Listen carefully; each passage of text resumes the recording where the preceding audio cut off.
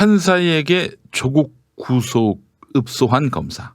얼마 전에 여러분 서울 동부지법에서 조국 전 법무부 장관에 대한 구속영장 실질심사가 있었죠. 통상 여러분 이런 영장 실질심사에서는 저 구속되면 안 돼요. 저 구속되면은 가족을 부양할 수가 없어요. 홀로 계신 어머니 봉양할 수가 없습니다. 제발 저를 풀어주세요. 이러는 모습은 많이 봅니다. 그런데 말이죠. 검사가 판사님 반드시 조국 구속해야 합니다. 구속하지 않으면 안 돼요. 뭐 거의 이랬다는 겁니다.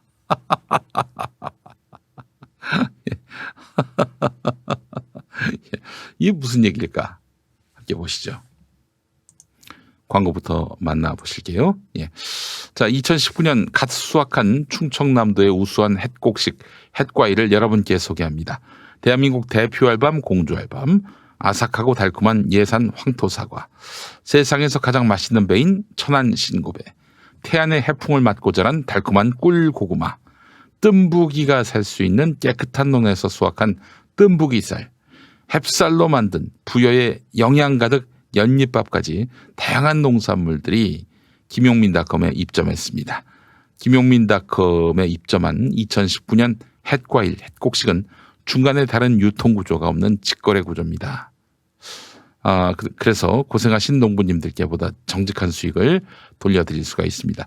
누이 좋고 매부 좋고 네, 김용민닷컴에서 2019년 충청남도의 햇 특산물들을 저렴한 가격에 만나보시기 바랍니다.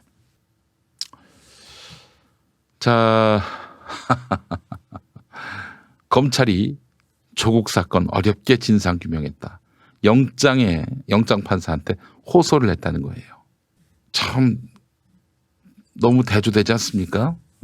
고형곤을 비롯한 표창장 위조건 수사했던 검사들은 판사한테 달려가서 비난하고 그 판사를 또 수사하겠다고 이러고 있어요. 그런데 이번에 조국 전 법무부 장관 구속영장 실질심사 때는 검사들이 가서 읍소를 했다는 겁니다. 아니 이게 어떻게 된 일일까?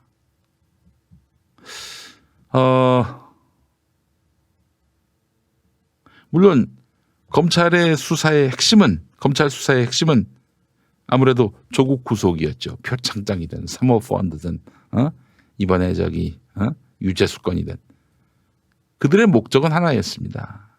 조국 죽이기예요. 근데 지금 조국을 구속해야 할 그런 대상으로 만들어 놓고 처음 말하자면 영장 실질심사를 벌이는 거 아닙니까? 수단 방법 가리지 않고 조국을 구속시켜야겠다. 네, 이런 마음을 먹을 수도 있을 겁니다. 그래서 읍소했을 수도 있을 거예요. 자, 한번 당시 상황을 보도록 하겠습니다. 판사님, 이번 수사가 표적 수사, 별건 수사가 아니라는 거 잘 아시지 않습니까? 이렇게 영장 실질심사 때 검사가 가장 먼저 이런 말을 했다고 합니다. 서울 동부지법에서 열린 조국 전 법무부 장관 영장 실질심사에 참석한 이정섭 동부지검 형사 6부장이 한 말이라고 하는데, 이정섭? 그 방송인 이정섭 씨 아니겠죠? 판사님, 이번 수사가 표적 별건 수사가 아니라는 거 잘 아시지 않습니까? 이러진 않으셨을 테고. 이어서 유재수 사건은 100명이 붙은 서울중앙지검 개인비리 수사와는 달리 검사 한 명이 시작해서 어려운 과정을 거쳐 진상을 규명한 것. 진상 뭘 규명했는데? 이 아저씨 웃기네. 규명한 진상이 뭐가 있는데요? 정섭이 형. 뭐가 있어요? 의문을 가질 수는 있겠지. 밝혀낸 게 뭐가 있는데? 영장심사 직전에 조국 전 장관이 검찰의 끝없는 전방위적 수사를 견디고 견뎠다라고 말한 것을 반박하는 듯 했는데, 이렇게 읍소하니까 말이죠. 검사가 읍소를 하니까 조국 전 장관의 변호인단이 상당히 당황했다고 합니다. 범죄 사실을 말하는 순서에서 검찰이 판사에게 하소연하듯 억울함을 호소했기 때문인 건데, 야, 이게 정말 골 때리네요. 실제 동부지검은 별도의 대검 인력 지원을 받지 않고 기존 형사 6부 검사 1명만으로 유재수 전 부시장을 구속했는데 조국 전 장관의 한 변호인은 우리가 법리를 다투면 검찰은 이래서야 사회가 되겠느냐, 이래서야 사회가 되겠느냐 이러면서 읍소하는 전략을 고집했다는 겁니다. 정은혜비님 왜 아주 드러누워서 울면서 떼쓰지, 이런 말씀을 하시네요. 오늘 여러분 장용진의 학익진 올라올 텐데 장용진 기자가 이런 정황 사정을 설명하더라고요. 굉장히 재밌는 내용이었어요. 뭐냐면요, 원래 그 서울 동부지법은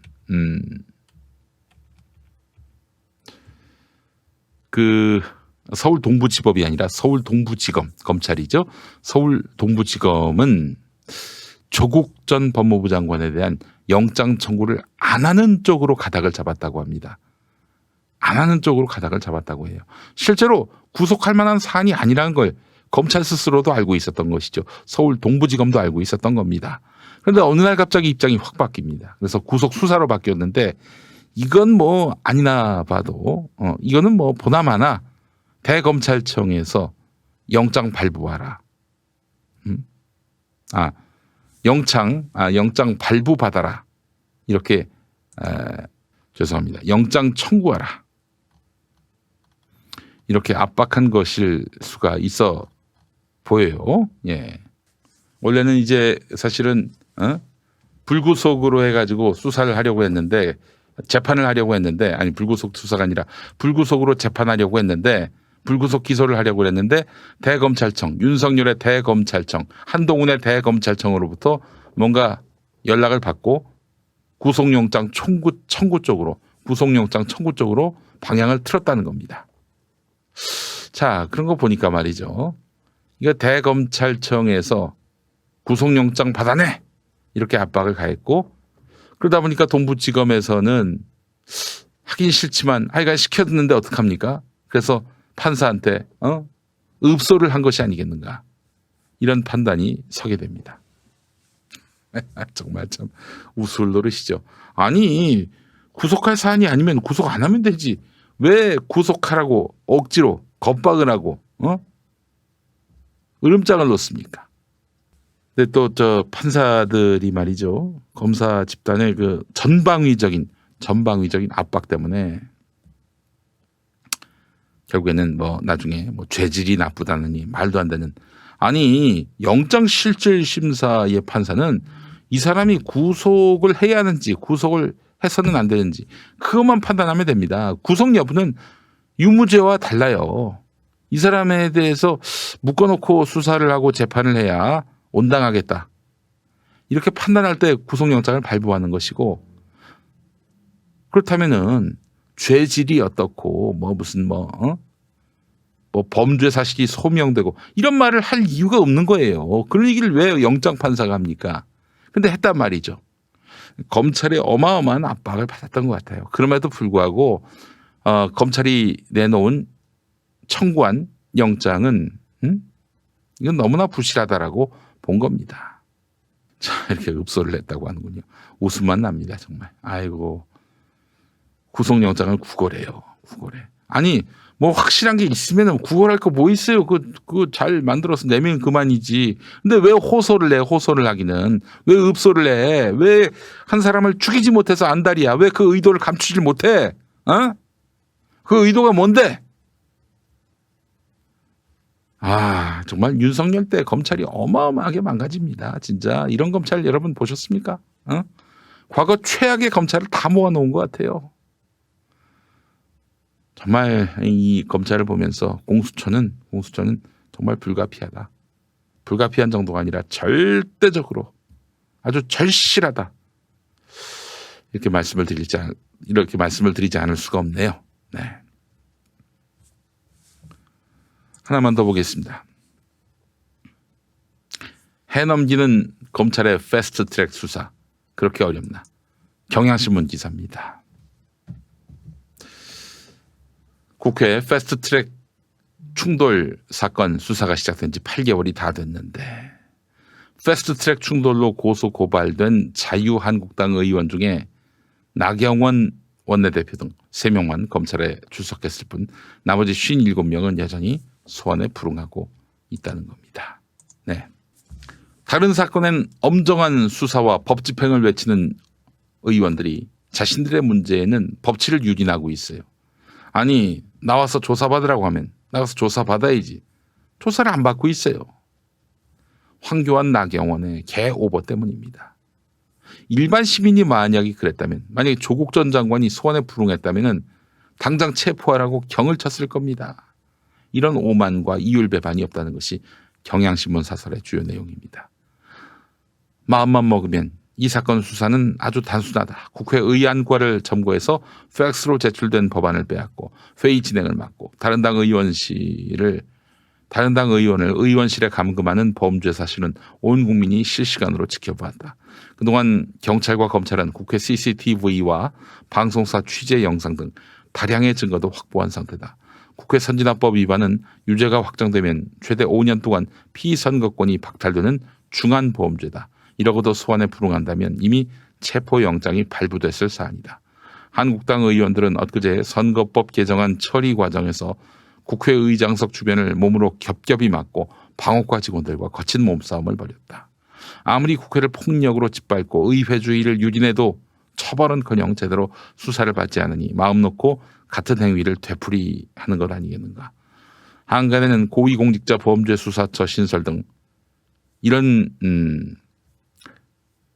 검찰 개혁 입법에 반대하는 검찰이 한국당 의원들을 비호하며 검찰 개혁 저지의 한 통속이란 소문이 바다하다.